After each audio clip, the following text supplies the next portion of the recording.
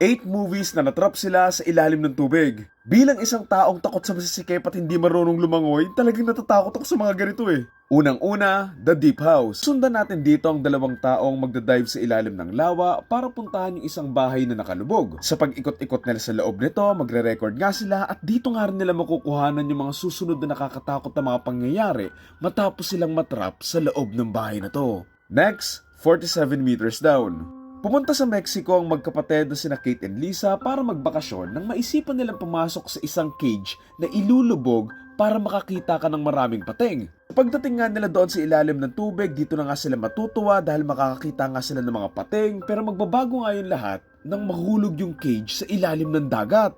Dahil limited nga lang yung oxygen nila, dito nga nila gagawin ng lahat para makaahon bago pa nga sila tuluyang makain ng mga pating.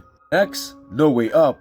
Pating na naman! Isang eroplanong may sakay na maraming tao ang aksidenteng bumagsak at lumubog sa gitna ng dagat. Kaya naman sa mga susunod na oras, dito nga nila gagawin ng lahat para makalabas sa eroplano na to bago pa nga tuluyang makapasok yung mga pating sa loob ng eroplano. Para lang tong yung movie na Snakes on a Plane eh, pero pating version.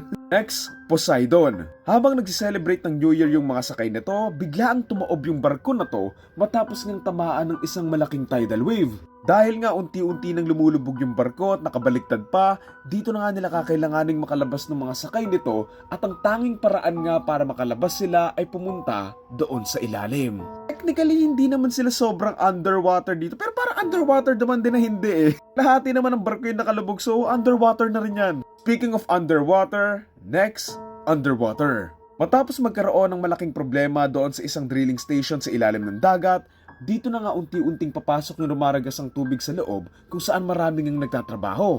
Pagtakas nga nila, hindi rin to magiging madali dahil bukod doon sa may tubig, meron din silang makakalabang isang halimaw na nakatira sa ilalim ng dagat. Next, Deep Blue Sea. Pating na naman! Siyempre, alangan namang giraffe no? At tapos magkaroon ng aksidente at mapasukan ng tubig itong underwater facility na to, dito na nga kakailanganing makatakas at makapagtago ng mga tao sa loob nito nang makatakas nga yung ilang pating na pinag-ieksperimentuhan nila. Second to the last, the dive. Same sa may 47 meters down, tungkol din ito sa isang magkapatid na nag-diving trip para sa bakasyon nila. Sa ilalim ng dagat, ang masiyasanan nilang bakasyon ay mauuwi sa bangungot nang magkaroon nga ng landslide at matrap nga yung isa sa kanila sa ilalim ng dagat. Okay, pinaka-last breath.